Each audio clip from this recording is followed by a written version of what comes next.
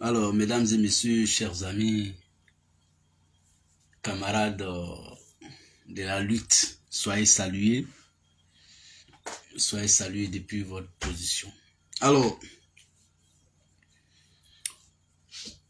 on va parler brièvement, comme à l'accoutumée, de la commission électorale indépendante et puis de l'actualité qui bouillonne en son sein.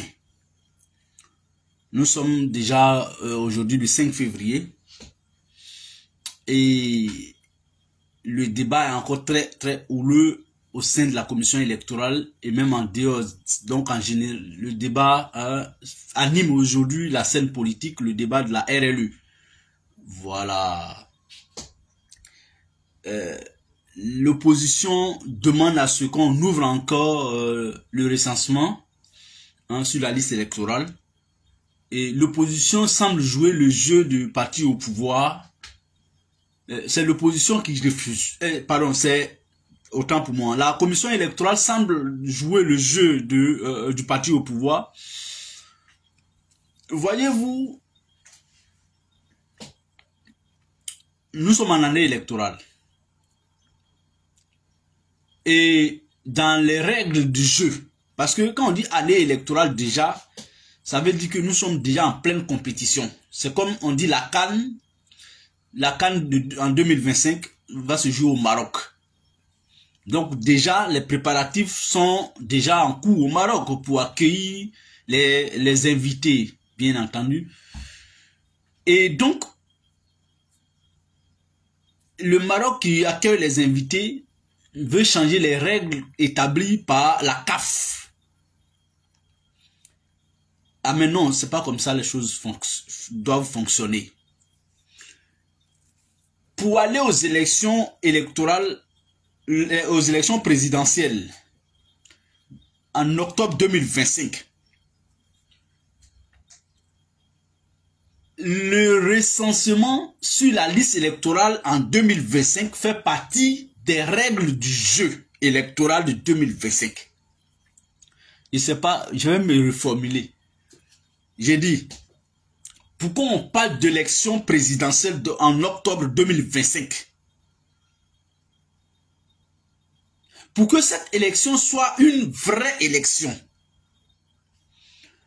le recensement, l'ouverture de la liste électorale, l'ouverture des bureaux de recensement sur la liste électorale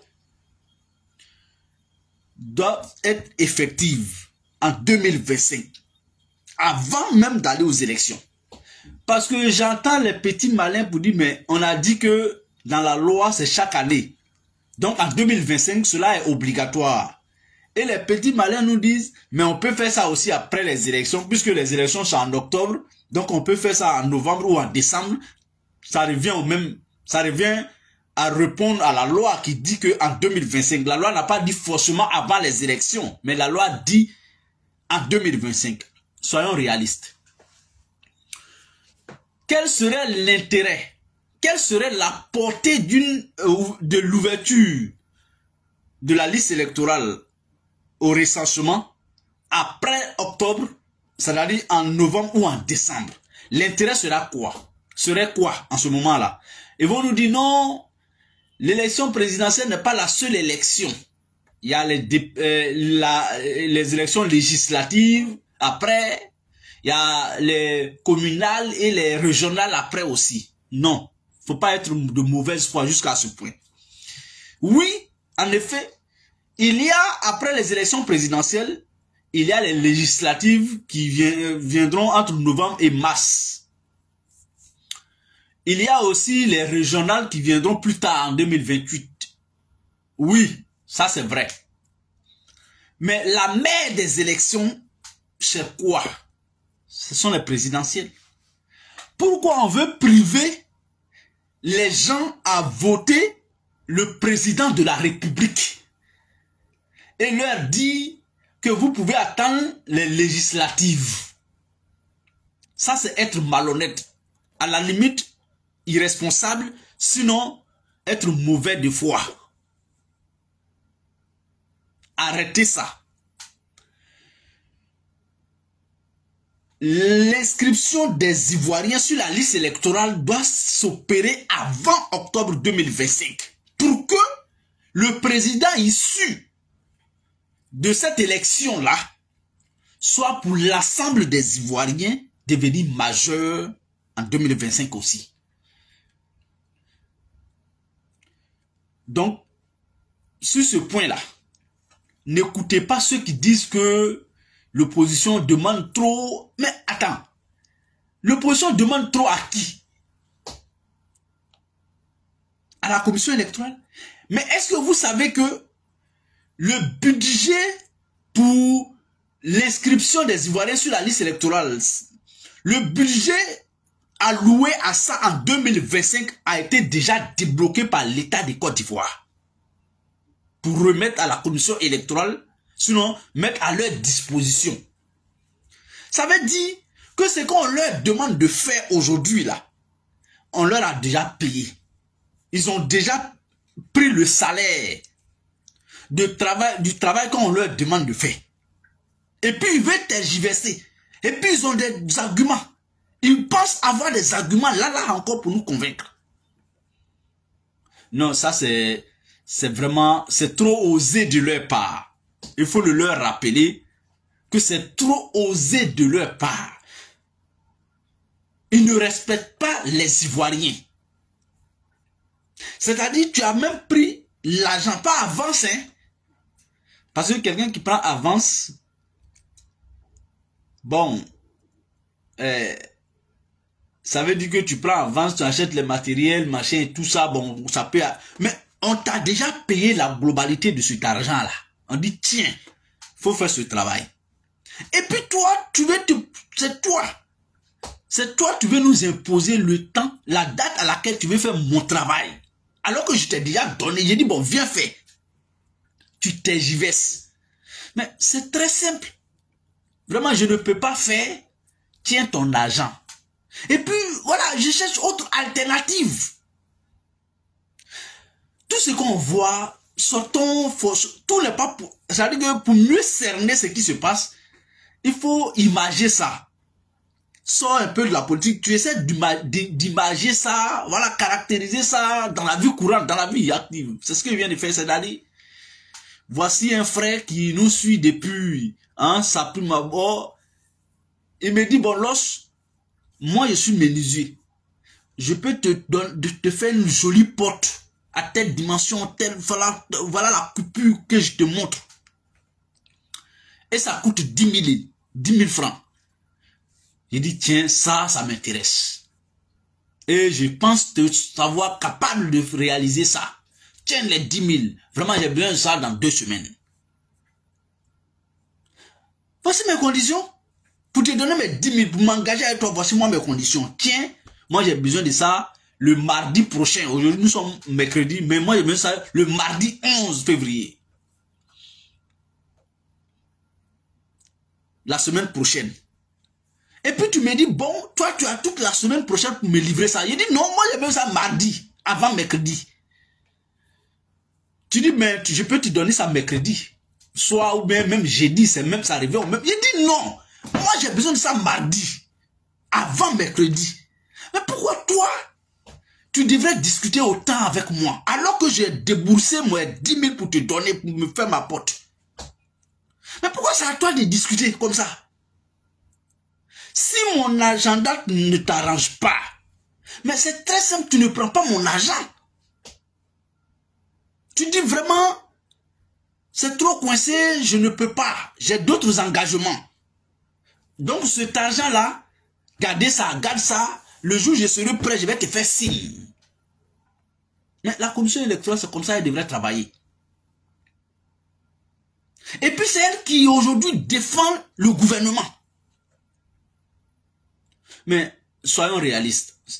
C'est Ouattara Alassane qui est le président de la République. C'est lui qui nomme ses ministres. Donc, le gouvernement l'appartient.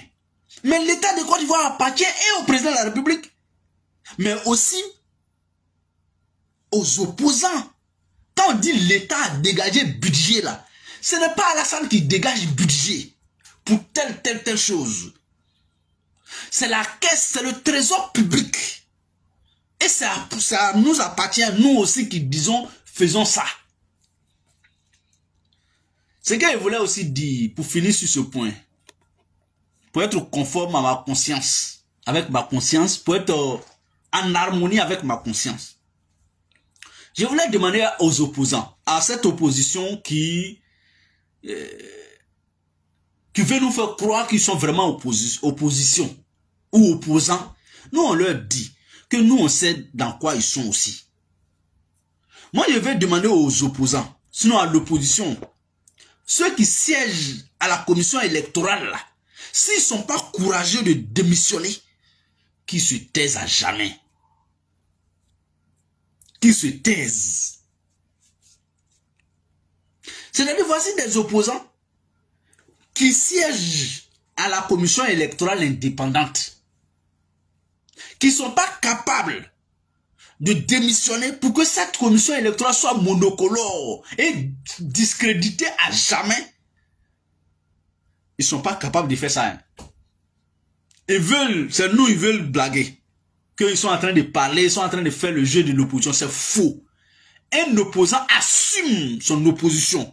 Quand tu t'opposes à quelque chose, et puis toi tu es là-bas, tu es assis là-bas à la commission électorale, et puis tu es opposant, et puis on dit, faisons ça, l'opposition, la CEI dit, non, on ne fait pas.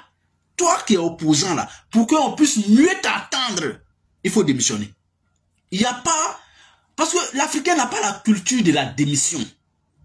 Je vais vous donner un exemple, c'est par là que je vais terminer. C'est lui qui est le président de la République ici en France là, il s'appelle Emmanuel Macron. Ça va faire bientôt 10 ans qu'il gouverne la France. Lui là, il était ministre sous François Hollande. C'était son bon petit.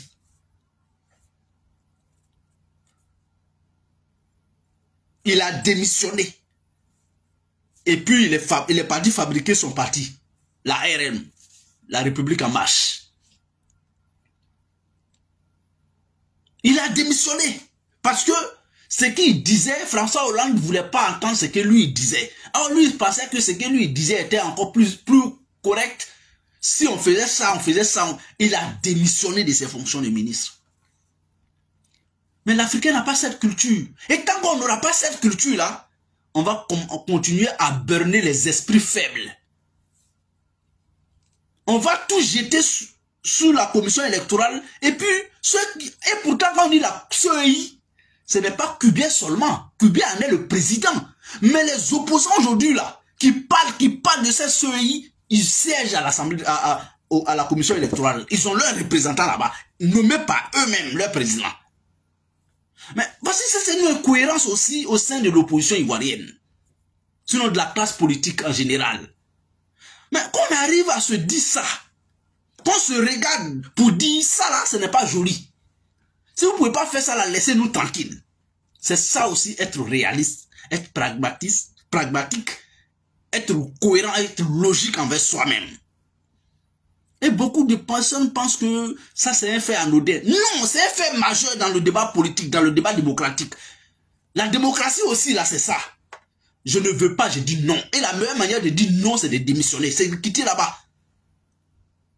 Le Seigneur, tu veux, tu ne veux pas, mais tu t'étais. Et on te demande, est-ce que tu veux? Il faut savoir dire non, je ne veux pas. Ou bien oui, je veux et j'assume. Mesdames et messieurs, chers amis, je voulais en tout cas nous entretenir sur ce sujet qui fait la une de l'actualité politique en Côte d'Ivoire aujourd'hui.